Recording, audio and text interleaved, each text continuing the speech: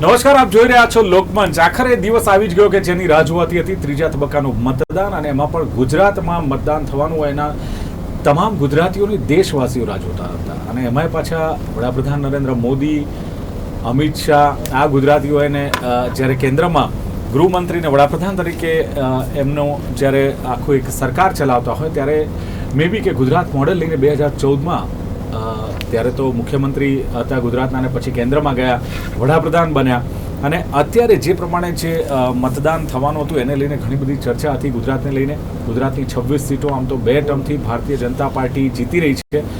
ત્રીજીમાં પણ હેટ્રિક કરવાનો એક દાવો ભારતીય જનતા પાર્ટી તરફથી થઈ રહ્યો છે, પણ આ વખતે કોંગ્રેસે પણ કોઈ કસર બાકી નથી રાખી. એડી ચોટીનું જોર લગાવ્યું છે. જે પ્રમાણે ઉમેદવારોની ક્યાંક પસંદગી કરવામાં આવી, સોશિયલ એન્જિનિયરિંગને ધ્યાનમાં રાખવામાં આવ્યું છે. ક્યાંક જો જોવા જઈએ તો કહીએ કે પહેલાં એવું હતું કે Bharatiya Janata party cadre base શિસ્તબદ્ધ પાર્ટી છે, પણ આ વખતે ક્યાંક એવું જોવા મળ્યું કે કોંગ્રેસમાં કકળાટ ઓછો થયો છે. કોંગ્રેસમાં ક્યાંય કાચ નથી તૂટ્યા, ક્યાંક રેલીઓ અથવા જે કોંગ્રેસ કાર્યાલય છે એની બહાર હંગામો નથી થયો. હા, ચોક્કસ ભારતીય જનતા પાર્ટીના પક્ષમાં થોડો અસંતોષ થયો, 2 ઉમેદવાર બદલવા પડ્યા. એટલે ગુજરાતની ચૂંટણી એટલે ઇન્ટરેસ્ટિંગ થઈ. એમાં પાછું ક્ષત્રિય સમાજ જે છે, એક ક્ષત્રિય સમાજે રૂપાલાજીનું જે નિવેદન હતું એને લઈને વિરોધ દર્શાવ્યો. એ સિવાય સ્ટાર પ્રચારકો આવ્યા. આ જે મતદાન જે થયું ત્રીજા તબક્કાનું ગુજરાતમાં, એની પાછળ કયા કયા પરિબળો જવાબદાર છે? લોકો મતદાન મથક સુધી પહોંચ્યા. નો ડાઉટ આંકડો અત્યાર સુધી તો ચાલી રહ્યો છે 56.85, પણ ફાઇનલ આંકડો જે ચૂંટણી પંચ આપશે. પણ લોકો મતદાન મથક સુધી ગયા ત્યારે કયા મુદ્દાઓ, કયા પ્રશ્નો, કઈ વાતો લઈને પહોંચ્યા અને કયા આધારે મતદાન કરીને પોતાનો ઉમેદવાર ચૂંટ્યો છે એ તો જનતાને ખબર છે. પણ ઓવરઓલ મુદ્દા જે ચર્ચાયા એમાં કયા વાસ્તવિક મુદ્દાઓની ચર્ચા થઈ, કયા એવા મુદ્દાઓ હતા જેની ચર્ચા થવી જોઈએ અને કોરાણે મુકાયા, કયા એવા મુદ્દાઓ હતા જેની કોઈ ચર્ચા જ ન થવી જોઈએ છતાં પણ ચર્ચા થઈ. આ બધું વિચારીને લોકોએ કદાચ મતદાન કર્યું હશે. આપ જાણો છો કે કોંગ્રેસ અને આમ આદમી પાર્ટી ગઠબંધન સાથે ગુજરાતમાં ભારતીય જનતા પાર્ટીને માત આપવા જ્યારે મેદાનમાં છે, અને વિજય રથને રોકવા માટે કોંગ્રેસે જે આ વખતે એક પ્રયાસ કર્યો છે, અને 2014ની ચૂંટણી 2019 2024 કઈ રીતે અલગ અને મતદાન થયું છે, કયા આધારે થયું છે, અને જે ટકાવારી બતાવે છે, મતદારોનો જે ઉત્સાહ બતાવે છે, ક્યાંક નિરસતા પણ જોવા મળી, ક્યાંક બેનરો જોવા મળ્યા કે ફલાણા નેતાઓએ કે કાર્યકર્તાઓએ એન્ટ્રી કરવી નહીં. એ રોષ શા માટે? તો એમાં 2 રીતે હતો. એક સમાજનો હતો, બીજો અમારા પ્રશ્નો, અમારી સમસ્યાઓ હલ નથી થઈ એનો રોષ હતો. આ બધું મિલાવીને ચર્ચા કરવી છે, ખાસ કરીને લોકમંચ કાર્યક્રમમાં. અને મારી સાથે જોડાયા છે કોંગ્રેસના પ્રવક્તા હિરેન બેંકર. મારી સાથે છે હિરેનજી, સ્વાગત છે આપનું. સાથે જ વરિષ્ઠ રાજકીય વિશ્લેષક, વરિષ્ઠ પત્રકાર, ઘણી બધી ચૂંટણીઓનું વિશ્લેષણ કર્યું છે એવા યોગેશ ચુડકર મારી સાથે છે. યોગેશજી, આપનું સ્વાગત છે. અને સાથે જ સીએ નીતિન પાઠક મારી સાથે છે, કારણ કે અર્થવ્યવસ્થાની વાત આવે ત્યારે આપણે એમની પાસેથી જાણવું પડશે કે આ સરકાર પહેલાં અર્થવ્યવસ્થા કેવી હતી, વડાપ્રધાન નરેન્દ્ર મોદી બન્યા બાદ કેવી અર્થવ્યવસ્થા છે, હવે શું છે, એ જાણવાનો પ્રયાસ માટે સીએ નીતિન પાઠકને આપણે આમંત્રિત કર્યા છે. અને ભારતીય જનતા પાર્ટીના નેતા નિલેશ સોલંકી મારી સાથે છે. નિલેશજી, આપનું પણ સ્વાગત છે. જી, શરૂઆત યોગેશભાઈ આપનાથી એટલા માટે કરીશ કારણ કે 2014ની ચૂંટણી મેં કહ્યું એમ આપે જોઈ છે, 2019ની ચૂંટણી પણ આપે જોઈ, 2024ની ચૂંટણી જોઈ. ખરેખર જે મુદ્દાઓની ચર્ચા થવી જોઈએ, મુદ્દાઓની ચર્ચા થઈ, લોકોની સમસ્યાઓની ચર્ચા થઈ, લોકોના પ્રશ્નોની ચર્ચા થઈ. અને મેં કહ્યું એમ કે જે મુદ્દાઓની ચર્ચા નહોતી એની પણ થઈ કે કેમ, સાચા મુદ્દાઓ કોરોનાએ મુકાયા છે કેમ, ઘણા બધા સવાલો છે. શું કહેશો? દિલીપભાઈ, તમે વાત કરી એ પ્રમાણે મેં કેટલી ચૂંટણીઓ જોઈ. 1952ની ભારતની પહેલી ચૂંટણી પણ મેં જોઈ છે. બિલકુલ. અને ખાલી જાણ ખાતર કરું કે એ વખતે ચૂંટણી એવી રીતે થતી હતી કે એ વખતે ઈવીએમ તો નહોતા કે જેની ઉપર આપણે આક્ષેપો કરી શકીએ, અને બેલેટ પેપર કે જેમાં જેનું નામ હોય એની સામે સિક્કો મારવાનો એ પણ નહોતું. પણ એ વખતે બેલેટ પેપર એવા આપવામાં આવતા હતા, અને પછીથી જેટલા ઉમેદવાર ઊભા હોય એટલા ડબ્બાઓ, મતપેટીઓ હોય, અને એમાં તમારે જેની તરફેણ કર્યું હોય એના ડબ્બામાં તમે તમારું આ બેલેટ પેપર નાખો. મારા મામા એ વખતે હિન્દુ મહાસભામાંથી ઊભા હતા, એટલે આ બધું મેં નજરે જોયેલું છે. એટલે 1952થી માંડીને 2024 સુધીની ચૂંટણીઓ મેં જોઈ છે, ક્યાંક સક્રિય ભાગ પણ લીધો છે. પણ આ વખતે 2024ની જે ચૂંટણી થઈ એમાં ગુજરાતના પનોતા પુત્ર માન્ય નરેન્દ્રભાઈ ત્રીજી વાર પ્રધાનમંત્રી બને એ માટેનું લક્ષ્ય સ્થાપિત કરવામાં આવ્યું હતું અને હેટ્રિક પણ કરે એવી જાતની અપેક્ષા રાખવામાં આવી હતી અને એવું લાગતું હતું કે નરેન્દ્રભાઈની લોકપ્રિયતા ભારતભરમાં અને વિશ્વભરમાં ખૂબ છે. ત્યારે આ વખતે મતદાન એટલું બધું જોરદાર થશે અને લોકો નરેન્દ્રભાઈ પ્રત્યેનો પોતાનો પ્રેમ દર્શાવવા મોટી સંખ્યામાં મતદાન કરશે. પણ અત્યારે આપણી પાસે જે આંકડા આવ્યા છે એ હજુ 60% સુધી પણ પહોંચ્યા નથી. હું માત્ર અત્યારે ગુજરાતની વાત કરું છું. 60% સુધી પણ નથી પહોંચ્યા. અને ગુજરાતમાં આ વખતે નરેન્દ્રભાઈની કેબિનેટના 4 મોટા મંત્રીઓ ગુજરાતમાંથી ઊભા છે. નરેન્દ્રભાઈ તો પોતે મતદાન કરવા અહીંયા આવ્યા, પણ ગૃહમંત્રી અમિત શાહ, આરોગ્ય મંત્રી મનસુખ માંડવિયા અને પુરુષોત્તમ રૂપાલા, આ બધા મહાન નેતાઓ પણ અહીંયા આ વખતે ચૂંટણીમાં ઊભા છે. ત્યારે એમ થતું હતું કે લોકો એમના પ્રત્યેનો પ્રેમ બતાવવા માટે ખૂબ મોટી સંખ્યામાં મતદાન કરવા ઉમટી પડશે. પરંતુ અત્યારે જે આંકડાઓ છે એ મારી અપેક્ષાઓ કરતાં ઘણા નીચા છે. આનો અર્થ એવો થાય છે અત્યારે જે આંકડો આપણને 55% જેવું મળે છે, હજુ ખરો આંકડો તો 12 વાગ્યા પછી આવશે એવું ચૂંટણી કમિશને બહાર પાડ્યું છે. એટલે યોગેશભાઈ એવું જરૂરી 12 વાગ્યા પછી, આ તો 8 દિવસે આવશે ને 10 દિવસે આવશે. પણ આજે જે પ્રેસ કોન્ફરન્સ છે એમાં ગુજરાતના જે ચૂંટણી કમિશનર હતા એમણે આવી વાત કરી કે 12 વાગ્યા પછી ખરા આંકડા આવશે. પછી બરોબર છે કે પછી પાછળથી ફેરફાર કરીને કંઈ જુદું નીકળ્યું. પણ 55% જેટલા મત પડ્યા એનો અર્થ એવો કે 45% લોકો મત આપવા આવ્યા જ નહીં. એક્સને આપો, વાયને આપો, નોટાને આપો એ આખી જુદી વાત છે, તો મત આપવા જ ના આવ્યા. આની પાછળ એક વિશ્લેષણ કરવાની જરૂર છે કે ટકાવારી કેમ ઘટે છે. 2019માં મારી પાસે જે આંકડા છે એ પ્રમાણે 64.51% મતદાન થયું હતું. તો 64માંથી અત્યારે 55 સુધી જતું રહે, 60થી નીચે જતું રહે. એ શું બતાવે છે? લોકોનો મોદીજી માટેનો રસ ઓછો થયો કે લોકોનો લોકશાહી માટેનો રસ ઓછો થયો કે લોકોને આ બધા જે ઉભા રહે છે. કારણ કે મને તો હું નાનો હતો ત્યારથી એક વાક્ય સાંભળતો આવ્યો છું કે આપનો પવિત્ર મત આપવાની આપની ફરજ છે. એટલે એક મતદાર તરીકે મારી ફરજ ખરી કે મારે મત આપવો, પણ જે ચૂંટાયેલા નેતાઓ છે એ એમની ફરજો નથી બજાવતા. એ પણ એક કારણભૂત હોઈ શકે. આવું મારું પોતાનું અંગત માનવું છે કે આવું પણ થયું હોય. કારણ કે કેટલા બધા પ્રશ્નો એવા છે, 370મી કલમ, બીજે બધા ઘણા બધા સુધારા થયા, રામ મંદિર વગેરે વગેરે, પેલી ટ્રેનો નવી શરૂ થઈ, વંદે ભારત વગેરે વગેરે, આ બધું ખરું. પણ એક સામાન્ય માણસ એમ વિચારે છે કે આપણી અર્થવ્યવસ્થા, મારી બાજુમાં ચાર્ટર્ડ એકાઉન્ટન્ટ બેઠા છે એટલે હું આ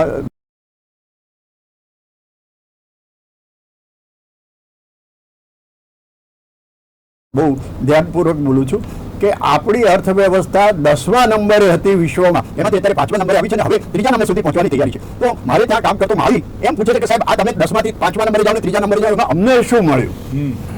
મારા ઓફિસમાં કામ કરતો ક્લાર્ક, એનો પગાર 25,000 હતો, એનો 35,000 નથી થયો. જ્યારે એને 12 રૂપિયાની દૂધની થેલી મળતી હતી અત્યારે 30 રૂપિયાની મળે છે. તો એને આ બધી અર્થવ્યવસ્થાઓ આપણી બધી વધે એનાથી શું ફરક પડ્યો? આ પ્રશ્ન પણ લોકોને નડે છે. પછી રૂપાલાજી આમ બોલ્યા ને ક્ષત્રિયો નારાજ થયા વગેરે વગેરે વાતો તો જુદી છે. પણ સામાન્ય પ્રજાજન જેને, અને અમારા, મેં તો આજે સવારે જ જોયું કે આટલા બધા તાપમાં પણ એ આ બધા દલિત વર્ગના અથવા તો જે નીચલા વર્ગના કહેવાય એ લાઈનમાં ઊભા રહી અને મત આપતા હતા. ત્યારે એમની પણ કોઈ અપેક્ષા હોય ને કે અમે મત આપવા માટે આટલી તકલીફ લઈએ છીએ તો અમને પણ કંઈક મળવું જોઈએ. એટલે આર્થિક લાભ તો નથી મળતો. હવે બીજી વાત, હમણાં અમારા ભાજપના પ્રવક્તા બેઠા છે એ એમની સિદ્ધિઓ ગણાવશે. એમાં એક સિદ્ધિ ગણાવશે કે લોકો પહેલાં બેડા લઈને 4-4 કિલોમીટર પાણી ભરવા જતા હતા, એને બદલે અમે નલ સે જલ આપ્યું. સાહેબ, મારે આ વાક્યને ખાલી આટલો જ સુધારો કરવો છે. નલ સે જલ નહીં, નલ સે છલ. હું માત્ર અમારા અમદાવાદની બોપલની વાત કરું છું કે ત્યાં બધે આવી રીતે પાણી મળતું નથી અને ત્યાં મારી નળમાં બાજુમાં પાણી નથી આવતું બોપલમાં, એમ આપનું કેવું? બોપલમાં કેટલીક જગ્યા હોય. આપણે દરેક ઘરની વાત કરીએ છીએ. અમારે ઘેર તો આ નલ સે જલ વાળી વાત એ પહેલાનું પાણી આવતું હોય, પણ અમારી બાજુમાં એક ઝૂંપડપટ્ટી છે અને એમાં ઓછામાં ઓછા 30 કુટુંબો ચલો, મને રહે છે. લાગે તમારી કમ્પ્લેન લખાઈ ગઈ ને ત્વરિત એનો મને એવું લાગે છે કે નિકાલ આવી જશે. અત્યારે સાહેબ, તમે એ નોંધ કરી- લોકોને એક કોમન નળ આપો અને એમાંથી એ લોકો જરૂર પૂરતું પાણી ભરી જાય, એ પણ શક્ય નથી. પણ બાજુમાં મારી સિસ્ટરનો બંગલો છે, ત્યાં આવીને બધા લાઈન લગાવીને બીડાઓ ભરીને જાય છે. આ નજરે ચલો, જોયેલી આપણે હકીકત વાસ્તવિકતાની છે. વાત કરી, પણ હિરેનભાઈ સવાલ એ છે કે ભારતીય જનતા પાર્ટી 26 સીટ 2 વખત જીતી છે, ત્રીજી વાર હેટ્રિકનો દાવો છે. કોંગ્રેસ પાસે એવા કયા મુદ્દા, કઈ બાબતો છે કે જેથી આ વિજય રથ રોકાય, અથવા તો કોંગ્રેસે એમ કીધું કે ભારતીય જનતા પાર્ટીના બાનમાં લીધી, એવું કયા આધારે કહી શકાય? 7મી મે ત્રીજો તબક્કો 11 જેટલા રાજ્યોની 93 જેટલી બેઠક પર આજે મતદાન સંપન્ન થયું છે. હું કોંગ્રેસ પક્ષ વતી તમામ મતદારોનો આભાર માનું છું. સાથોસાથ કાર્યકર્તા, જે કોંગ્રેસના કાર્યકર્તાઓએ લોકો વચ્ચે રહીને કોંગ્રેસની વાત મૂકી અને જે મુદ્દાઓ આધારિત વાત મૂકી, જે બહુ વારંવાર કહેવામાં આવતું હતું, 14માં પણ જોયું છે અને 19માં પણ જોયું છે, એક લહેર આવે અને લહેરમાં બધું તણાઈ જાય અને ઘણું બધું લોકોનું પણ તણાઈ જાય, એવી કોઈ લહેર આ વખતે જોવા ન મળી. વાત એ બહુ સારી રહી અને જેમ યોગેશભાઈ પણ વાત કરી કે મુદ્દા આધારિત વાતમાં આ વખતે લોકોએ ધ્યાન આપ્યું છે. ઘણા બધા પ્રયત્ન કરવામાં આવ્યા. મંગળસૂત્રની વાત કરવામાં આવી, એક્સરે મશીનની વાત કરવામાં આવી, હિન્દુ મુસ્લિમ બધું કરવામાં આવ્યું, પણ અંતે તો મતદાર એટલું સમજણો થયો છે કે ભાઈ મારા મુદ્દાની વાત કહી તો એક કોંગ્રેસ પક્ષે જે ન્યાયપત્ર વાત કરી હતી, ન્યાયપત્રની વાત લોકોના ગળે ઉતરી એવી સ્પષ્ટ દેખાઈ રહ્યું છે. બીજી એક વાત મારે બહુ ખાસ કહેવી છે કે જે અહંકારી વલણ જે છેલ્લા 10 વર્ષમાં ને છેલ્લા 30 વર્ષમાં એ ચાલી જ રહ્યું છે, એ અહંકારી વલણ 26માંથી 26 અને પછી એમ કહેવાય 5 લાખની લીડ, એ એના માટે ગુજરાતીમાં પેલી કહાવત છે ને કે ભાઈ ગાજરની પીપુડી જેટલી વાગી એટલી વગળવાની, નહીં તો પછી ખાઈ જવાની.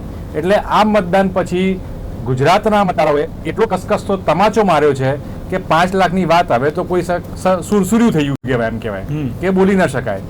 એટલે એવું ને એવું સુરસુર્યું 4 જૂને થશે અને 26માંથી 26નો જે અહંકાર છે એ પણ ઉતરશે. દરેક વિધાનસભાની ચૂંટણીઓમાં કે લોકસભાની ચૂંટણીઓમાં આપણે આ જ વાત કરતા હોઈએ છીએ અને પરિણામ કંઈક અલગ જ આવતું હોય છે. નહીં, પરિણામ મારા હાથમાં નથી. હું સ્પષ્ટપણે કહું છું કે જે મીડિયા હોય કે બેઠેલા સત્તાધારી પક્ષના લોકો હોય કે તમામ બુદ્ધિજીવીઓ હોય, 1 મહિના પહેલા એમ કહેતા હતા કોંગ્રેસ કોઈ જગ્યાએ ફાઇટમાં જ નથી, કોંગ્રેસનું બેટિંગ ફિલ્ડ જ નથી. પણ તમે જુઓ કે જે પ્રકારે કોંગ્રેસે ઇલેક્શન લડ્યું છે, આજે એ પ્રકારની પરિસ્થિતિ આવીને ઉભી રહી છે કે ભાજપને પરસેવો પડી ગયો છે. જો કે ગરમીમાં પરસેવો પડે જ, પણ રાજકીય પરસેવો જે કહેવાય, રાજકીય પરસેવો પડી ગયો છે. અને આજે ધારો કે જ્ઞાનીબેન ને વાત કરીએ, બનાસકાંઠામાં વનસૂત્રી કાર્યક્રમ ચાલી રહ્યો હતો કે બનાસની બેન જ્ઞાનીબેન, એના સિવાય બાકી બધી કોઈ ત્યાં વાત એક નિલેશ કુંભાણીએ જ્યારે ચૂંટણી લડવા ના પાડી ત્યારે તમને પણ પરસેવો તો વળી ગયો હશે, ભલે એસીમાં બેઠા હશો. આ તો તમે ખરેખર જે કોંગ્રેસ પક્ષ અને તમામ ઇન્ડિયા ગઠબંધનના ઘટકો જે કહી રહ્યા છે કે બંધારણને ખતમ કરવા માટે ભાજપ કમ્પ્લીટલી 405 નારો ઉમેદવાર કહી રહ્યા છે. એમાં ભાજપને ક્યાં લેવા દેવા, મને તમે સમજો. નહીં, તમે બંધારણને ક્યાં ખતમ દિલીપભાઈ તમે સમજો, ઉમેદવારના ફોર્મમાં કોઈ ભૂલ નથી થઈ. ભાજપે તમામ કાવા દાવા હથકંડાઓ અપનાવીને કોંગ્રેસના તમામ ફોર્મમાં 18 જેટલા વાંધા કાઢ્યા. પણ હું સલામ મારીશ અમારા કાર્યકર્તાઓ, આગેવાનોને, જે લીગલ ટીમે એ ફોર્મના તમામ ફોર્મ ચેક કર્યા પછી કન્ફર્મ કર્યું કે આમાં ક્યાંય વાંધો નથી. એટલે ફોર્મ તો અમારે ક્યાં તમે પોતે માનો છો સુરતની સીટ તમારે કોંગ્રેસના ભારતીય જનતા પાર્ટીની સેફ સીટ છે, એ તો માનો છો ને? જેમ અમદાવાદ પૂર્વ, એ તો અમે એમને કહીએ રહ્યા છીએ, તમે જો આમ 26માંથી 26 ને 5 લાખની લીડ કરતા હતા તો વિપક્ષે શું કામ ઉડાવી માર્યા? તમે આ જ વસ્તુ તમે બીએસપી ને જે કોંગ્રેસના ઉમેદવાર શોધવા માટે જે તંત્ર લાગવું જોઈતું હતું, જે ટેકેદાર શોધવા માટે લાગવું જોઈતું હતું, એની જગ્યાએ બીએસપી ને ઉમેદવાર શોધવા માટે તમારા પોલીસ તંત્ર છેક બરોડા સુધી પહોંચી ગયું. એટલે આ દર્શાવે છે દાનત શું હતી. દાનત એ હતી કે તમામ લોકોને બેસાડી દેવાના, અને એ જ થયું. નોટા આપીને તમે પણ ઇલેક્શન કરાવી શકતા હતા કે ભાઈ તમારામાં જો એટલી જ ખરેખર ગટ્સ હતા, તમારામાં એટલી જ તમારામાં આત્મવિશ્વાસ હતો કે તમને સુરતની જનતા વોટ કરશે. આજે ખરેખર ગુજરાતના ઇતિહાસમાં કાળો દિવસ એટલા માટે કહેવાય કે 20 લાખ લોકો, સાહેબ નાની મોટી આ એમાઉન્ટ નથી, 20 લાખ લોકો આજે ઘરે બેઠા છે, મતદાનનો અધિકાર છીનવી ગયો છે. આ નાની વાત ન કહી શકાય. પણ એનું કારણ એટલે- કોંગ્રેસના ઉમેદવારની એટલે હું તમને એ જ કહું છું કે આ અમે નથી કર્યું. આમાં હું જરા પણ શરમ કે છોછ અનુભવતો નથી, કારણ કે આમાં અમે તો પ્રમાણિકપણે એ વ્યક્તિને ઊભો જ રાખ્યો હતો. અમે હજુ પણ એ કહી રહ્યા છીએ કે તમે ફોરેન્સિક સિસ્ટમ પ્રમાણે તમે ચેક કરો કે સાઇન ખોટી છે કે નથી. પણ આ તમામ વસ્તુને તમે કાવા દવા બધું કર્યા પછી તમે એની ક્રોનોલોજી જુઓ, જે ક્રોનોલોજી વારંવાર કહેતા હોય છે, ક્રોનોલોજી જુઓ. એ જે ઉમેદવાર છે એ ગાયબ થઈ જાય, એના ટેકેદારો ગાયબ થઈ જાય, અચાનક આવે અને કોણ લઈને આવે તો કે ભાજપના લોકો સાથે આવે. સાઇન કરવામાં જે એફિડેવિટ થાય એ પણ ભાજપના કોઈ ચલો, સમર્થક આ થાય. બધું જ સાચું હોય આ તો બધું થાય એટલે પ્રજા- આપણને ખબર પડે કે આ ષડયંત્ર થયું છે. આ Okay. કઈ નાની મોટી વાત નથી. એટલે યોગેશભાઈ, લોકશાહીને યોગેશભાઈ, પાછલા બારણે ખતમ કરવાના આ પ્રયત્ન થયો યોગેશભાઈ, છે. શોર્ટમાં એટલા માટે કહેશો કે મારે એક બ્રેક પર લેવો છે, એટલે શોર્ટમાં આપની ટિપ્પણી આ બાબતે. મારે માત્ર એટલી જ વાત કહેવી છે કે ભારતીય જનતા પાર્ટી પાસે કેટલીક એવી જાતની રમતો છે કે જે રમતોમાં અત્યાર સુધીમાં કોંગ્રેસના 100 જેટલા ધારાસભ્યોને ભાજપમાં લાવી શક્યા છે. હવે એ ધારાસભ્યો ચૂંટાયેલા હતા, પણ હવે તો ચૂંટાય એ પહેલા એ ઉમેદવારને આવી રીતે ખેંચી લાવવું, આ ભારતીય જનતા પાર્ટીની એક નવી રમત છે. અને મેં તો મારા આટલા વર્ષોના રાજકીય અવલોકનમાં આ પહેલી વાર જોયું કે તમે ઉમેદવારને પણ ઉમેદવારી કર્યા પહેલા ખેંચી શકો. તો આ ભારતીય જનતા પાર્ટીની એક નવી આવી રમતો જ આવડત ન રમવી જોઈએ. આ તો ખરેખર રમતો આવી હોવી જ ના જોઈએ. લોકશાહીમાં આવી ચલો, રમતો જ ન બિલકુલ જોઈએ. લોકશાહીની વાત છે ને, જે પ્રમાણે આક્ષેપ પ્રતિ આક્ષેપ થઈ રહ્યો છે કે લોકશાહીને ખતમ કરવા માટે ભારતીય જનતા પાર્ટી આ કરી રહી છે, કોંગ્રેસની જે વાત છે ને, કોંગ્રેસ પણ ઘણા બધા આક્ષેપ સાથે જ્યારે આ ચૂંટણી લડી રહ્યું છે. એક બ્રેક લઈશું, બ્રેક બાદ આપણે આ ચર્ચાને આગળ વધારીએ.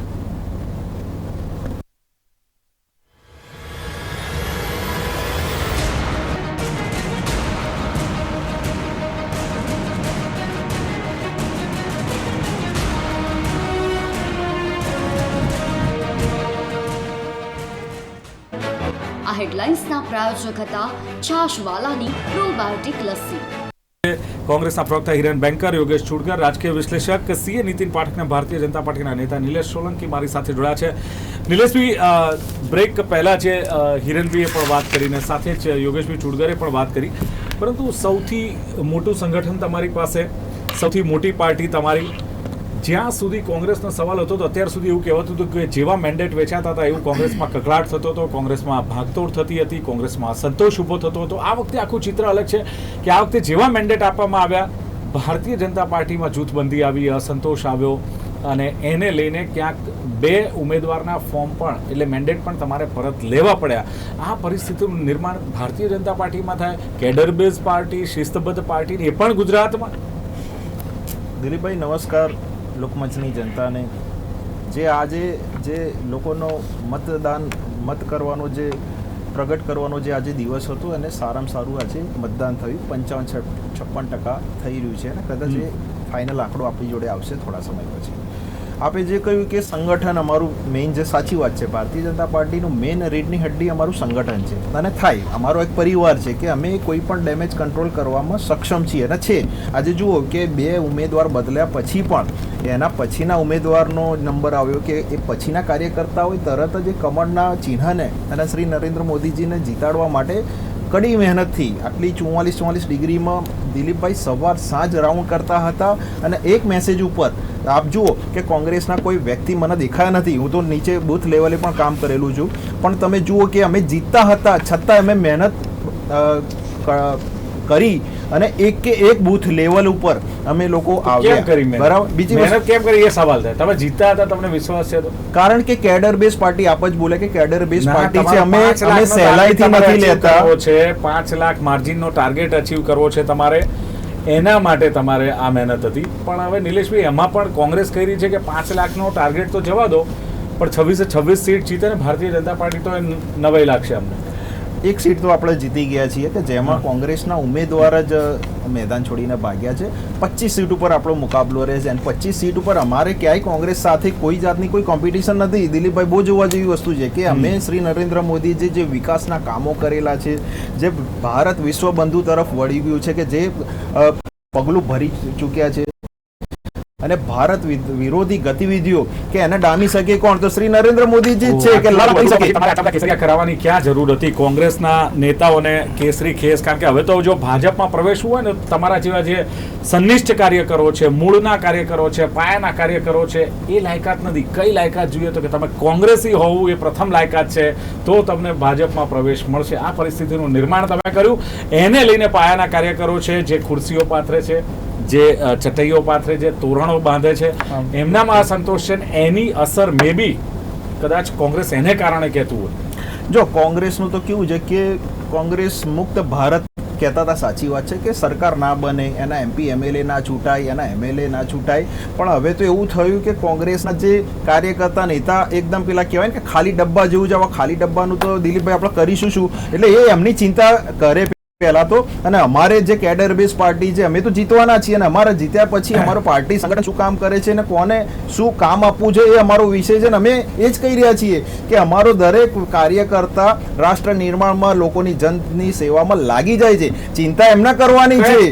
કયા મુદ્દાને આધારે તમે જીતો છો? કઈ એવી વાતો છે કે જેને લઈને આટલો બધો કોન્ફિડન્સ છે તમારી પાસે? અમે 2.5 લાખ વિકસિત ભારત સંકલ્પ યાત્રામાં 2.5 લાખ ભારતના ગામડામાં અમે ફર્યા છીએ રથ લઈને, અને ત્યાં રિપોર્ટ કાર્ડ આ સરકારે હંમેશા રિપોર્ટ કાર્ડ કે કોઈ આપણે એક્ઝામ આપી હોય ને એક્ઝામ ખરાબ ગઈ હોય ને તો આપણે એને ટેલી ના કરીએ કે ભાઈ માર્ક ખબર પડી હશે. અમે તો ઘરે ઘરે ગયા છે, ગામડે ગામડે તાલુકાએ ગયા છે, અને જ્યાં લાભાર્થીઓ નથી એના લાભાર્થીઓ બનાવ્યા છે. એટલા જ માટે અમે ડંકેકી ચોટ ઉપર કહી રહ્યા છીએ કે કોંગ્રેસ ઘરમાં બેસી જાય છે, એના ઉમેદવાર નતા મળતા. દિલીપભાઈ, આપણે તમારી જોડે ન્યૂઝ હેડલાઇન હશે, એના અમે હેડલાઇન પર નહીં ડેડલાઇન પર કામ કરવાવાળી સરકાર છે. એટલી જ વાત અમે કહીએ છીએ કે ફરીથી હેટ્રિક મારીશું, અને જેટલા બી વિશ્વ ગુરુ જેટલા બી ભારતમાં છે ને એ બધાની બોલતી નિલેશભાઈ, સરસ વાત કરી. તમારા રિપોર્ટ કાર્ડની વાત મને ગમી, તમારા લાભાર્થીઓ જે લાભ લીધો છે એ વાત ગમી. તમે હેડલાઇનની ડેડલાઇનથી વાત કરો છો એવું કહ્યું ને આપે? જી. તો પછી તમારે આ મુદ્દાઓ લઈને નથી લાગતું કે ચૂંટણીમાં ઉતરવું જોઈએ? પણ એની જગ્યાએ તમે રામ મંદિર લાવ્યા, તમે 370 લાવ્યા, તમે હિન્દુ મુસ્લિમ લાવ્યા, તમે પાકિસ્તાન પણ લાવ્યા, જે કદાચ એની કોઈ જરૂર જ નહોતી. પાકિસ્તાન ઈચ્છે છે કે આ રાહુલ ગાંધી વડાપ્રધાન બને. મંગળસૂત્ર લાયા, ભેંસ લાયા, એ તો ઘણું બધું છે કે બે ભેંસ, ચાર ભેંસ હોય તો બે લઈ લેશે. ફારૂક અબ્દુલ્લાજીને કહેવું પડે કે ભાઈ પાકિસ્તાનને ચોડિયા નહીં પહેની તો આપણે કોને જોઈને મતદાન કરવું જોઈએ? આપણે તમે જુઓ કે ચન્નીજી એમ કહે છે ભાઈ કોઈ જે હુમલો થયો એ સ્ટ્રેટેજી પૂર્વ છે. એટલે આ લોકો તો સૈનિકોની લાશો ઉપર રાજનીતિ કરવા આવે છે, જ્યારે પ્રધાનમંત્રી મોદીજી હંમેશા વિકાસની રાજનીતિ કરે છે. ને એમના તો એક નેતાએ તો મહાત્મા ગાંધીજીના લુચ્ચા કહ્યા. હવે આનાથી વિશેષ નીચે કોંગ્રેસ જાય તો મને ખબર નથી કે આવનારા દિવસોમાં કદાચ એક શું બોલી દે છે. પણ હંમેશા અમે એ જે બંધારણના ઘડવૈયા છે એનું સન્માન કરેલું છે. ને આજે જે વોટ થયું છે ને મતદાન દિલીપભાઈ, એ કોંગ્રેસ વિરોધી થયું છે. કારણ કે કોંગ્રેસને ખતમ કરવા માટે લોકો મંડી પડ્યા છે. ને એમને જે કહ્યું ને હિરેનભાઈ કે તમાચો તો એમને 2 પડી ગયા કે 543 માંથી 2 સીટ તો એ ખોઈ બેઠા છે. તમે કહો જેમ લોકો પણ પાછળ પડી ગયા છે ને તમે પાછળ પડી ગયા છે, તો પછી જો લોકો જ ખતમ કરી રહ્યા તો તમે શું કામ પ્રયત્ન કરો છો? એમ એ લોકશાહી છે કે કોઈ અમારી પાર્ટીમાં આવે છે, અમે કચરો નથી કહેતા. અમે અમારા નેતા કોઈ જાય તો અમે કચરો નથી કહેતા. અમે તો એમને એક્સેપ્ટ કરીએ છીએ, અને અમારા તો ત્યાં કામના કાર્યકર્તાના કામ આપીએ છીએ, અને અમારા ત્યાં જે કામ કરે છે એ આગળ જશે. અમારો કાર્યકર્તા હશે તો એ પહેલો જશે. ઓકે માન્યું. નીતિન પાઠક મારી સાથે છે, સીએ છે. નીતિનભાઈ, તમે તો સીએ છો એટલે મને કદાચ આ રાજકીય કદાચ આપને નહીં પૂછું, પણ 2014 પહેલા ભારત જ્યારથી આઝાદ થયું ત્યારથી લઈને 2014 સુધી કશું જ નથી થયું એવી જ્યારે વાતો આવે છે. 2014 પછી જ થયું આ ભારતીય જનતા પાર્ટી કહે છે. પણ 2014 પહેલાંની વાત કરીએ, ઇકોનોમીની વાત કરીએ તો ખરેખર ભારતીય ઇકોનોમી શું હતું, એનું ચિત્ર શું હતું, શું કહેશો? જો 2014 પહેલાં 2014માં પછી કોંગ્રેસમાંથી બીજેપી કેમ આવી એના મેઇન 4 રીઝન. અચ્છા. લોકોના મગજમાં એક ઇમ્પ્રેશન હતી કે આ કરપ્ટેડ લોકો છે. બીજું, એ લોકો સોનિયા ગાંધી અને મનમોહન સિંહ વચ્ચેનો ડિફરન્સ એટલો હતો કે લોકોને ખબર જ નથી પડતી કે આ લોકોને શું કરવું છે. ઇન્ડિસિઝનેસ આવી ગઈ હતી, અને કોઈ ડાયરેક્શન જ નથી. પણ એ છેલ્લા 2 વર્ષની વાત છે. એ પહેલાં નરસિંહ રાવ, મનમોહન સિંહ બધાએ જે કહ્યું, અત્યારે જે વંદે ભારત ટ્રેન દોડે છે એનું મેઇન રીઝન એ લોકોએ ફ્રેટ કોરિડોરની પ્રોજેક્ટ આપ્યો હતો. એ કમ્પ્લીટ થયો. એ કમ્પ્લીટમાં માલગાડીઓ આપણી બધી એ રોડ ઉપર જાય છે, એટલે વંદે ભારત. એટલે એના પછીની વાત કરીએ. એટલે મારું એવું કહેવું નથી કે કોંગ્રેસે કશું નથી કર્યું, કોંગ્રેસે બી ઘણું કર્યું. પણ મોદી સાહેબે જે સ્પીડ પકડી છે એ ખરેખર બુલેટની ગતિ. સરાહનીય લાગશે એની. તમે મને એક ઇકોનોમી વિશે પ્રશ્ન પૂછ્યો કે ઇકોનોમી ક્યાં છે, પહેલાં ક્યાં હતી, અત્યારે ક્યાં છે. એના માટે આ લોકોએ એક ઇકોનોમિક સર્વે બહાર પાડ્યો છે. એક આ જે ઇલેક્શન જે બજેટ હતું એમાં બધા જ ફેક્ટ્સ અને ફિગર આપે છે. એમાં ક્યાંય તમે જો ડીપ સ્ટડી કરશો, બીજેપીવાળા એવું કહે છે કે પહેલાં નહોતું થયું, પણ એવું નથી, ઘણું થયું છે. અને જે મોદી સાહેબ અત્યારે 5માં લઈ આવ્યા, પછી 3માં લઈ આવશે. મારો અત્યારે ક્વેશ્ચન શું છે ખબર છે કે હવે જે કોણે કર્યું એ ઇમ્પોર્ટન્ટ નથી. બીજેપીએ કર્યું, ઘણે કર્યું. હવે દેશ આગળ જવાનો જ છે. એના માટેની પહેલી વાત કે 2014 પછી ગવર્મેન્ટે શું કર્યું. ગવર્મેન્ટે એક તો કરપ્શન રિમૂવ કરવા માટે જે નાના નાના સ્ટેપ લેવા પડે કર્યા. એમણે પહેલાં કરપ્શનમાં એક ખાલી એ લોકોને પકડતા હતા કે જેણે ચોરી કરી, ચોરી કરાવનારને બી પકડ્યા. એટલે કરપ્શન કરવાવાળા 2 જણ ગભરાતા હતા. પછી એમણે જે ડાયરેક્ટ બેનિફિટ જે ટ્રાન્સફર કર્યો બેંક એકાઉન્ટમાં, એને લીધે વચ્ચેની પેલું એ જતું રહ્યું. આધાર કાર્ડનો યુઝ કર્યો. LPG ને ફર્ટિલાઇઝરની સબસિડી ડાયરેક્ટ આપી. પછી UPI જે વર્લ્ડની બેસ્ટ ડિજિટલ કેશ કરન્સી છે એનું એ લોકોએ સિસ્ટમ કર્યું. રેલ રોડ જે કોંગ્રેસ વખતે જે થતો હતો એના કરતાં જે પર ડેનું જે રેટ છે, તમે રેલ રોડ અર્બન હંમેશા તમે જોજો નીતિન ગડકરી કે મેં આટલા રોડ બાંધ્યા દર દિવસના, અશ્વિની વૈષ્ણવ કે મેં આ કર્યું, બરાબર. બેંકમાં જે લોનનું ડિસ્બર્સમેન્ટ છે એ વધ્યું. ડિફેન્સ સેક્ટરમાં ઇન્ડિયા આગળ આવ્યું, એગ્રીકલ્ચરમાં ઇન્ડિયા આગળ આવ્યું. અને હું એવું નથી તો કોઈ એમને લીધે જ છે, પણ કોંગ્રેસે ઘણું બધું કર્યું હતું, બરાબર. તમે રોડ પહેલાં જે રોડમાં પહેલાં જે રોડ બનાવો એ પહેલાં જે આખી ખાલી સડક પાથરો એટલે રોડ નથી થતો. કોંગ્રેસે ઘણું કામ કર્યું, બરાબર. પછી GST છે, એ રોડનું કામ જે ભાજપને રાજમાં થયું એમાં જે બૂમો પડે છે, આ ખાડા રાજ ને આ તે, તો એનો ઉલ્લેખ થવો જોઈએ. આજે એમ લાગે છે તમને કે અત્યારે જે પણ આમાં એવું છે કોન્ક્રીટ, આમાં એવું છે કે તમે તમારા ઘરનું જ મેનેજમેન્ટ બરાબર નથી કરી શકતા, એટલે થોડુંક તો થાય જ. એવું ના હોય કે તમે રોડ બાંધો, તમે ડ્રેસ પહેર્યો તો ત્યારે ફાટી બી જાય. એવું નથી કે ભાજપે કર્યો એટલે ફાટ્યો. અચ્છા, બરાબર. ફેસલેસ એસેસમેન્ટ, ડિજિટલાઇઝેશન, એમણે ડિજિટલાઇઝ કર્યું. એટલે જે કરપ્શન જે થતું હતું, મેન્યુપ્યુલેશન, એમણે કીધું કે તમે અત્યારે ટેન્ડર ભરો તો તમે ડિજિટલથી ભરો. એટલે સાહેબ આટલું સરસ આપે આખું એક ચિત્ર ઊભું કર્યું. તો ઇલેક્ટોરલ બોન્ડ મુદ્દે આપનું શું માનવું છે કે એ પ્રોપર હતું ઇલેક્ટોરલ બોન્ડ કે જેમાં ઇલેક્શન બોન્ડમાં તમને એ કહું કે પહેલાં શું હતું કે કોઈ સિસ્ટમ જ નથી, જેને જે કરવું એ કરે, કેશ આપી આવે, ચેક આપી આવે. આજે સ્ટેટ બેંકમાં જે બોન્ડ કર્યા એટલે પહેલાં કરતાં સિસ્ટમ 70% સારી થઈ, 100% તો સારી ના થાય. એ ધીમે ધીમે એમાં ઇમ્પ્રુવમેન્ટ કરવાની જરૂર હતી. અને જે લોકો કહે છે કે ભાઈ આમાં કરપ્શન થયું, તો એવું અત્યારે એઝમ્પશન કરીએ છીએ. ના એનું પ્રૂવ થયેલું છે. કરપ્શન કેવી રીતે થયું? જે કંપની ખોટ કરે છે એ કરોડો રૂપિયાના ઇલેક્ટોરલ બોન્ડ લે છે અને એ આપે છે. જે કંપની કહેવાય ને કે કદાચ જેને કામ જેના ત્યાં CBI ની રેડ પડી છે, એ રેડ પડ્યા પછી એને પેમેન્ટ થાય છે, પછી એની આગળ કાર્યવાહી નથી થતી. હું તમારી વાત સાથે સહમત છું. પહેલા તો સિસ્ટમ જ નથી. પહેલા તો જઈને કેશ આપી આવતા હતા, ચેક આપતા હતા, કોઈ પૂછવાની કોઈ સિસ્ટમ નહીં. હવે એક સિસ્ટમ તો થઈ, એમાં ઇમ્પ્રુવમેન્ટ થશે, એવું નહીં કે નહીં થાય. અચ્છા સાહેબ, જેનું ટર્નઓવર ના હોય ને ટર્નઓવર થી પણ ઉપર જ્યારે આપે, હું એમ નથી કે ત્યારે સવાલો ના ઉઠે. પણ હું એ કહું છું કે ખોટું થયેલું છે. પહેલા એનો ઉલ્લેખ થવો જોઈએ, હું તો એટલું માનું છું. પહેલા 100 ખોટું થતું, એની કે 10 થયું છે. એ તો જુઓ તમે, એવું નથી કે ખોટું નથી થયું. હવે એક સીએ તરીકે તમે ટકાવાર કહી શકો છો. બીજું હું તમને કહું, આખું જે પેલા હિરેનભાઈનો એક સવાલ લઈ લે, એ શું કે સવાલ નહીં, કદાચ કંઈક વાત અભ્યાસ વગરની અને હાસ્યાસ્પદ એટલા માટે કહીશ કે આ સંપૂર્ણપણે કોઈ પણ પોલિટિકલ પાર્ટીએ ફંડ લેવું હોય કે આપવું હોય, કોઈને ત્યાં ખર્ચ કરવો હોય, એનું એક આખું મેન્ટેન છે ડેટા. એમાં તમારે આજે પણ તમે મને ફંડ આપો તો મારે તમને રિસિપ્ટ આપવી પડે, એ શો કરવું પડે. તમામ લોકો એ શો કરે જ છે, એટલે કોઈ સિસ્ટમ નથી એવું નથી.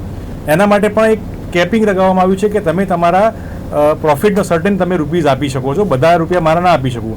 ઇલેક્ટ્રોલ બોન્ડ સ્કીમ એમાં તો કમ્પ્લીટ ભ્રષ્ટાચાર એવો છે કે તમે જેમ કહ્યું દિલીપભાઈ કે જે કંપની હજુ કાલે બની છે, હજુ એનો કોઈ ટર્નઓવર છે નહીં, તેમ છતાં કરોડો રૂપિયા ફંડ આપે છે. અને પાછું આ તો આભાર માનો સુપ્રીમ કોર્ટનો કે જેને કીધું કે ભાઈ આ ખોલો ભાઈ, આ શું છે, આ પિટારામાં ક્યાંથી આટલા બધા રૂપિયા આવ્યા.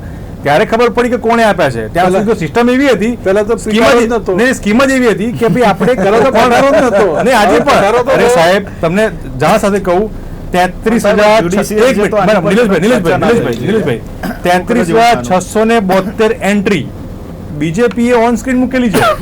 એટલે હું બીજેપીને ખરાબ ખોટું નથી કહી રહ્યો, અને કોંગ્રેસની પણ મૂકેલી છે. આજે તમે ઓન સ્ક્રીન ચેક કરો, ગૂગલમાં નાખો કે કઈક બેંકમાં કઈ લોકોને રૂપિયા એફડી આપ્યા છે, એ તમામ પોલિટિકલ પાર્ટીએ ટ્રાન્સપરન્ટલી મૂકેલી જ છે. એટલે નથી એવું સિસ્ટમ વાત ખોટી જ છે. આજે પણ સિસ્ટમ છે, બીજેપી ફોલો કરે છે, કોંગ્રેસ પણ ફોલો કરે છે. તમે ફંડ આપવા આવો તો તમે ચેકથી આપો, કેશથી આપો, રિસિપ્ટ મળે છે. વાત એ છે કે તમે પાછલા બારણે આપી જાઓ, કોણ આપશે કોણ નહીં આપે એ વિગત જ જાણ નહીં કરવાની. તમે ગમે તેટલા રૂપિયા આપી શકો, તમારું બેકગ્રાઉન્ડ પણ ચેક નહીં કરવામાં આવે. આ અંધાધૂંધ વાત થઈ કહેવાય સાહેબ. ઓકે, અને પછી આપણે જસ્ટિફિકેશન કરીએ કે આ સ્કીમ સારી છે.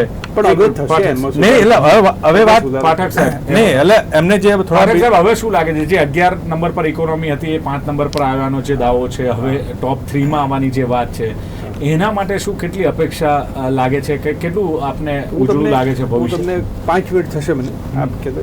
પહેલાં છે ને જ્યારે અત્યારે કમિંગ અપ એવું કહેવાય છે કે 2047માં આપણી ઇકોનોમી ડેવલપ ઇકોનોમી થઈ જશે, એમાં કોઈ ડાઉટ જ નથી. અત્યારે 5મો નંબર છે, 2030માં 7 ટ્રિલિયન થઈ જશે, 2036માં ઓલિમ્પિક આવવાની શક્યતાઓ પૂરી છે. હવે પહેલાં આપણે જોઈએ યુએસએની હિસ્ટ્રી જોઈએ. યુએસએ વર્લ્ડ વોર 2 પછી એ તદ્દન ભાગી ગયું છે. એમણે પહેલાં રોડ બનાવ્યા, જે અત્યારે જે આપણી જે ઇકોનોમી છે એ પ્રમાણે લોકો રોડ બનાવ્યા. પછી એમણે એમનું ડિફેન્સનું મેન્યુફેક્ચરિંગ પણ અત્યારે સેકન્ડ પોઈન્ટ આપણે એ લીધો છે. બીજું એ લોકોએ રિસર્ચ એન્ડ ડેવલપમેન્ટ પાછળ બહુ પૈસા ખર્ચ્યા. ઓકે, આપણે એ જ રીતના જઈએ. અને ડિફેન્સ મેન્યુફેક્ચરિંગમાં આપણે હજુ શરૂઆત છે કે થઈ જશે એવું નથી. આમાં જ્યારે આઈટી ચાલુ કર્યું ત્યારે શું હતું, અને તમને એનું બીજું ઉદાહરણ આપું. એ જ રીતના ચાઇના જ્યારે આપણા સ્ટેજ ઉપર ત્યારે એમણે બહુ જ ઇન્ફ્રાસ્ટ્રક્ચર પાછળ ઇન્વેસ્ટ કર્યું. અત્યારે જે રોડ, બ્રિજીસ, અત્યારે મેં હમણાં એક કર્ણાટકમાં કોઈને સાંભળ્યું, કર્ણાટકમાં 10 વર્ષ પછી 750 મેટ્રો સ્ટેશન હશે. તમે આખું જે અત્યારે જે મોદી સાહેબે જે રીતના આ આંકડાઓને આપણે વાસ્તવિક સમજી લેવાના એમ અત્યારે જે કોઈ આંકડા જે સરકાર તરફથી પણ 750 ની જગ્યાએ 650 થાય તોય વાંધો નહીં આવે એમ કહું છું. તો પછી 750 કહીને આપણને ફાયદો નહીં, ફાયદો નહીં, પણ એ દેશ એ તરફ જઈ રહ્યો છે. આખું એનું તમે જુઓ. અત્યારે સાહેબે કીધું મારી ઓફિસમાં હું સીએની ઓફિસ છું, મને માણસો નથી મળતા. અમારે ત્યાં જેટલી આઈટી કંપની લોકોને માણસોની ખોટ છે. તમારા ઘરમાં જે બધે માણસોની ખોટ છે, કામ વાળા નથી મળતા, પેન્ટર નથી મળતા, પેલા પ્લમ્બર નથી મળતા, તો જાય છે ક્યાં બધા માણસો? કારણ કે એટલે મારું એવું કેવું છે, જો હવે તમને એટલો બધો વિકાસ થઈ ગયો છે કે આ માણસોની કમ. ના દિલીપભાઈ હું કહીશ એક મિનિટ દિલીપભાઈ, એમને જે 2-3 મુદ્દાઓની જે વાત કરી એની હું મારે ખુલાસો કરવો જરૂરી છે. એમને વાત કરી ડીબીટીની કે ભાઈ ડાયરેક્ટ બેનિફિટ ફંડ ટ્રાન્સફર. આ ડીબીટી લાવનાર કોંગ્રેસ પાર્ટી, આજે તમે ઇતિહાસ ચેક કરી શકો છો. એટલે કે ભ્રષ્ટાચારને ડામવા માટેનું પહેલું કદમ એક કોંગ્રેસ પાર્ટી કર્યું હતું. બીજું કે આધાર કાર્ડ આઈડેન્ટિટી આપવા માટેનું કાર્ડ કોંગ્રેસ પક્ષે કર્યું હતું. એ વખતે પણ વિરોધ કરવામાં આવ્યો હતો. બીજી વાત એમને યુપીઆઈની કરી. આજે યુપીઆઈ આખા દેશમાં ભારતનું એ અવ્વલ દરજા પર આવે છે. એની શોધ કરનાર નંદન નીલેકર્ણી કોંગ્રેસના હતા. પણ એની શરૂઆત કોંગ્રેસે ન કરી. નહીં પણ સમજો, વાત તો મેં જ લાવ્યા હતા. 14માં સરકાર હતી સાહેબ, 14માં સરકાર અમે ઇમ્પ્લિમેન્ટ કરવાનું અમારા વખતમાં રહી ગયું. બાકી અમે વસ્તુ એ મૂકી હતી જ. જીએસટી અમે લાવ્યા આખા દેશમાં. દિલીપભાઈ બહુ આશ્ચર્યજનક બાબત છે કે GST one nation one tax ની વાત લઈને અમે જયારે આવવાની વાત કરી, આખા દેશમાં એકમાત્ર મુખ્યમંત્રી હતા જેને લેખિતમાં વિરોધ કર્યો હતો કે જીએસટી તો બંધ જ હોવું જોઈએ. ભાઈ કોણ હતા? આદરણીય મુખ્યમંત્રી. તેમને આધાર કાર્ડ ના પડે. એટલે અત્યારે આપણે જીએસટી ની વાતો કરી. એટલે વાત એ છે કે ભ્રષ્ટાચાર ડામવાની વાત હોય કે પછી સીબીટી ની વાત હોય કે યુપીઆઈ ની વાત હોય, આ 2004 થી 14 કોંગ્રેસના શાસનમાં ઇકોનોમિક પાયા નખાયા છે. એની પર આખી ઇમારત ઊભી છે સાહેબ. જે વાત કહેવામાં મેટ્રો સ્ટેશન, આજે પણ તમને એ જુમલો યાદ હશે કે 100 સ્માર્ટ સિટી બનશે. એ 100 સ્માર્ટ સિટીમાં 4 સ્માર્ટ સિટી નામ આપી દે સાહેબ, આજે પણ નથી બની. ચુરગર સાહેબ, શું લાગે છે જે પ્રમાણેના આ વિકાસની વાતો છે અથવા જે પ્રમાણેના વાયદા વચનો કરવામાં આવ્યા છે, કેટલા પરિપૂર્ણ થયા? અને હવે આ 2024ની જે ચૂંટણી છે એમાં જનતા કેટલું આ બધું યાદ રાખતું હોય છે? જનતા હવે મૂર્ખ નથી. જનતા હવે સમજથી થઈ છે. જનતા મીડિયા પણ જુએ છે, અખબારો પણ વાંચે છે, એમાંથી પણ વિશ્લેષણ કરે છે. દાખલા તરીકે મોદી સાહેબે કીધું હતું કે આપણું બ્લેક મની અમે લઈ આવીશું ને દરેકના ભાગે 15 લાખ આવશે. પછી તો એમ કહેવામાં આવ્યું કે તો જુમલો હતો. પણ એક વાત એમણે જે કહી હતી એ હજુ સુધી અમને યાદ રહી છે કે ખેડૂતોની આવક બમણી થશે. 10 વર્ષ થયા, હવે ત્રીજી વખત ફરી ચૂંટવાની વાત છે. ખેડૂતોની આવકની વાતો જવા દો.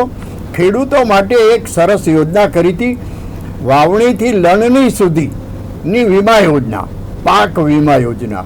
અને એ સરકારે જાહેર કરી ત્યારે અમે લોકો તો બહુ ખુશ થયા હતા કે બિચારા ખેડૂતો, વરસાદ પડે, વાવાઝોડું આવે, નહેરો ફાટી જાય અને પાણી ફેરી ત્યારે ખેડૂતોને જે નુકસાન થાય છે આમાંથી ઇન્સ્યોરન્સમાંથી મળશે. જેમ કે મને એક્સિડન્ટ થાય ત્યારે ઇન્સ્યોરન્સ કંપની મને પૈસા આપે છે, એવું આ ખેડૂતોને મળશે. પણ સરકારે જે હોશિયારી કરી, હું હોશિયારી શબ્દ સમજીને વાપરું છું, કે 4 સરકારી ઇન્સ્યોરન્સ કંપની હતી, એમાંથી કોઈને આ કામ ના સોંપ્યું અને બીજી પ્રાઇવેટ ઇન્સ્યોરન્સ કંપનીને કામ સોંપ્યું. એના અમુક ટકા પ્રીમિયમ ખેડૂતો ભરે, બાકીનું સરકાર ભરે. સરકાર ભરે એટલે મારા તમારા ટેક્સમાંથી, એ કોઈ એ લોકોના ઘેરથી તો નથી લાવતા. અને પછી યોજના જ્યારે આગળ ચાલી ત્યારે એક પણ ખેડૂતને પાક વીમા યોજનામાંથી કશો એક પૈસો મળ્યો નથી. એ વખતે સાહેબ મારે જરા જુદી રીતે કહેવું છે કે આ નુકસાન થયું એનો સર્વે થાય, તો એનો સર્વે કરવા 9 ધોરણ ભણેલા છોકરાઓ ગયા હતા અને એ ખેડૂતોને કહેતા હતા કે તમારું ફોર્મ તો અમે ભરી આપીએ, 600 રૂપિયા આપો તો અમે ફોર્મ ભરી આપીએ. સાહેબ આને ભ્રષ્ટાચાર કહેવાય કે શિષ્ટાચાર કહેવાય મને ખબર નથી. ચલો, પણ દાવો તો થઈ રહ્યો છે કે ખેડૂતો સમૃદ્ધ થયા છે. હજુ બીજો મુદ્દો કહું, પણ બધો વોટ તો આપે છે ને, એટલે એ સત્ય નથી ને. સાહેબ વોટ આપેલો એવું સાચું કેવું ના હોય. ના નિલેશભાઈ, તમારી પાસે છેલ્લી વાત હું સાંભળી લઉં. એક છેલ્લી વાત કે ભારતીય જનતા પાર્ટીના જમાનામાં હું તો રોજ અખબાર વાંચું છું અને આમાં પણ જોઉં છું, આજે આ બ્રિજ તૂટ્યો, આજે આ બ્રિજ તૂટ્યો. અને એક અમારા ઘર પાસે બ્રિજ બન્યો ને ત્યારે મુખ્યમંત્રીની સાથે ઊભા રહીને મેં ફોટો પડાવ્યો હતો, છાતી ખેંચીને કે હો ચલો અમારા વિસ્તારમાં સરસ બ્રિજ બન્યો. અને આ ફોટો લઈને બધાને બહુ હોશિયારીથી બતાવતો હતો કે મુખ્યમંત્રી સાથે મેં ફોટો પડાવ્યો. સાહેબ અમે જે જગ્યાએ ઊભા રહીને ફોટો પડાવ્યો હતો ને ત્યાં 6 દિવસમાં ગાબડું પડ્યું. આ ભારતીય જનતા પાર્ટીની આવડત. ત્યારે હું મારા અમદાવાદની વાત કરું, નહેરુ બ્રિજ તો મારી નજર સમક્ષ બન્યો છે 1958-60માં. ત્યારે હજુ એ નહેરુ બ્રિજને કશું થયું નથી. સરદાર બ્રિજ, ગાંધી બ્રિજ, તમે એલિસ બ્રિજની વાત જવા દો, એ તો આપણે બનાવ્યો નહોતો, પણ આ બધાને કશું નથી થયું. અને અત્યારે જે તમે રોજ સાંભળો છો કે આ બ્રિજ તૂટી ગયો, આ બ્રિજ. ઓકે નિલેશભાઈની વાત, નિલેશભાઈ આ ગેરંટીની વાત આવે છે ને એમાં જે ઘણી બધી વાત આવી કે બ્લેક મની જે વાત હતી કે કાળું નાણું પાછું આવશે, ક્યાંક રોજગારી યુવાનોને આપવાની વાત હતી, ક્યાંક ખેડૂતોની સમૃદ્ધિની વાત હતી, ક્યાંક ભ્રષ્ટાચાર નાબૂદીની વાત હતી. તો આ ગેરંટીનું શું? તમે મોદી ગેરંટી લઈને આવ્યા છો, પણ સામે કોંગ્રેસ આ પણ સવાલ કરે કે આ ગેરંટીઓનું શું થયું? ના, કેમ નહીં, કોંગ્રેસ પ્રશ્ન કરી શકે છે, વિપક્ષ છે. પણ હું એક વાત કરીશ કે હિરેનભાઈ કીધું, કોંગ્રેસના પ્રવક્તાએ, કે જીએસટી અમે લાવવાના હતા, આધાર કાર્ડ અમે લાવ્યા હતા, યુપીઆઈ અમે કરવાના હતા. મને એમ લાગે છે કે જો એમને કર્યું હોત તો એ ઘરે બેઠા છે, કારણ કે એ બધું 10 જનપદ જતું હોત, કારણ કે ડીબીટી મારફતે જે સાહેબે એમને જે કોડ કર્યા. બીજી વસ્તુ કે સારું છે, કાલ એવું પણ થશે કે ભાઈ રામ મંદિર અમે બનાવવાના હતા, અમને બનાવી દીધું, 370 અમે નીકાળવાના હતા, કે બની બનાવી રસોઈ ઉપર આ કોંગ્રેસ બેસવા માંગે છે. વેચવા કે મને એક પ્રોપર્ટી બતાવો વેચી હોય. તમે LIC ઉપર બોલતા હતા, ખાડામાં છે સાહેબ, તમે સીએ સાહેબ બેઠા છે, LIC ના આંકડા આપે, SBI ના આંકડા આપે, કેટલું પ્રોફિટમાં છે. એટલે તમારા માટે તો જે સારી વાત હોય તો પહેલા લઈ લેવાની છે સાહેબ. તો કે ભાઈ અમે મહિલા બિલ આયોગનું લાવ્યા, તો કે ના અમે તો પાસ કરવાના હતા, પણ તમે પાસ ના કરી શક્યા, તમને જનતાએ લાફા માર્યા, ઘરે બેસાડ્યા. ભ્રષ્ટાચારમાં મનમોહનસિંહની સરકાર ગઈ, આપણે માનવા જોઈએ, બરાબર. એમ કહ્યું હતું ભ્રષ્ટાચારમાં ગયું, बहुत हुई महंगाई की मार. શું થયું? એ બાટલાનો ભાવ જુઓ, પેટ્રોલ ડીઝલના ભાવ જુઓ, અનાજ, કઠોળ, શાકભાજી, દૂધ.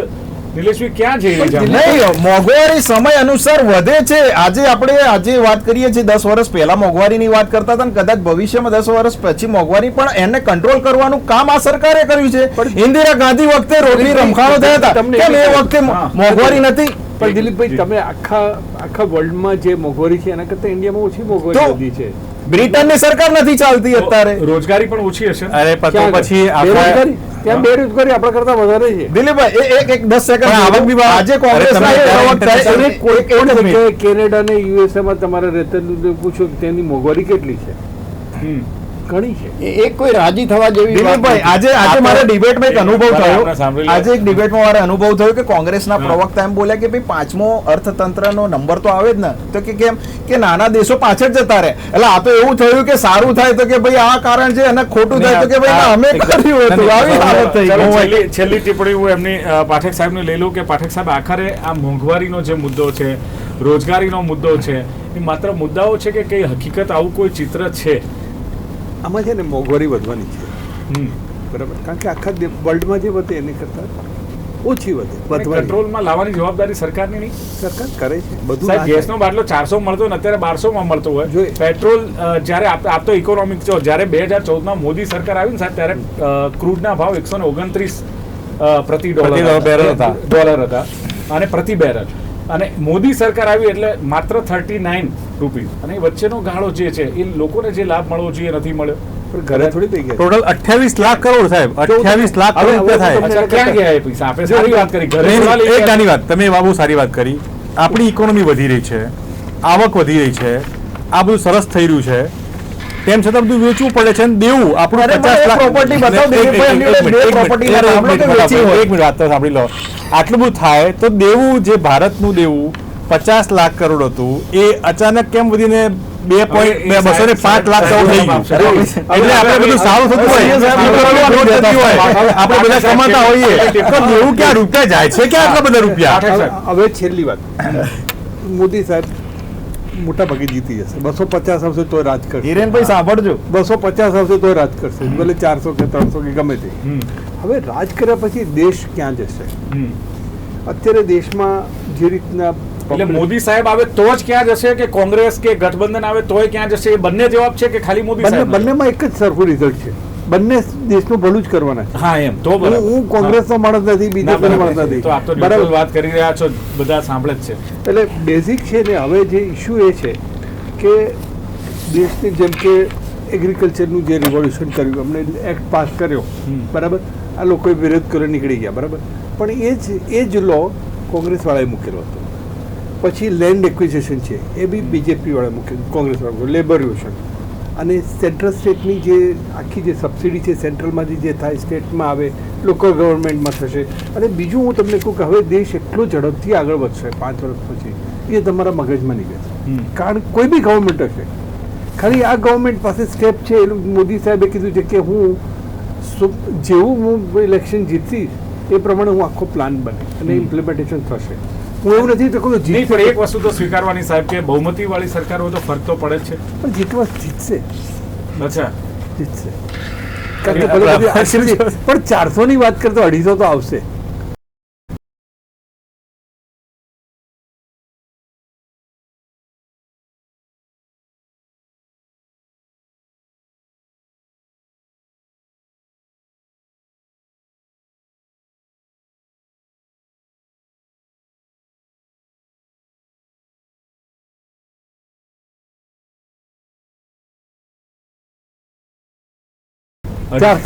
આવશે, ચિંતા ના કરો, એવું છે. 250 આવશે.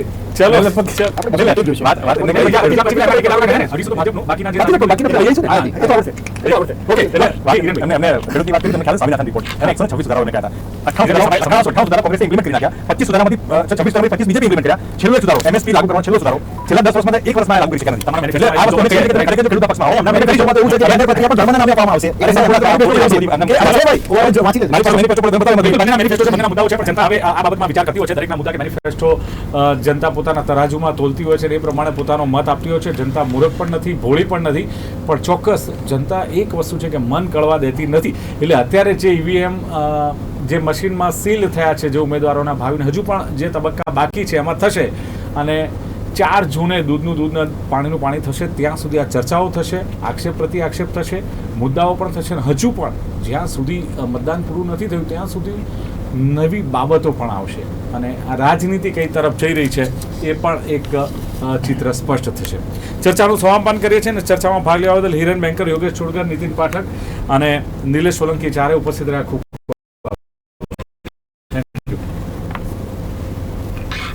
તો દર્શક મિત્રો, લોકમંચ કાર્યક્રમમાં હતી આજની ચર્ચા. ફરી મળીશું નવા વિષય સાથે, નવા મુદ્દા સાથે. જોતા રહો ગુજરાત ન્યૂઝ. નમસ્કાર.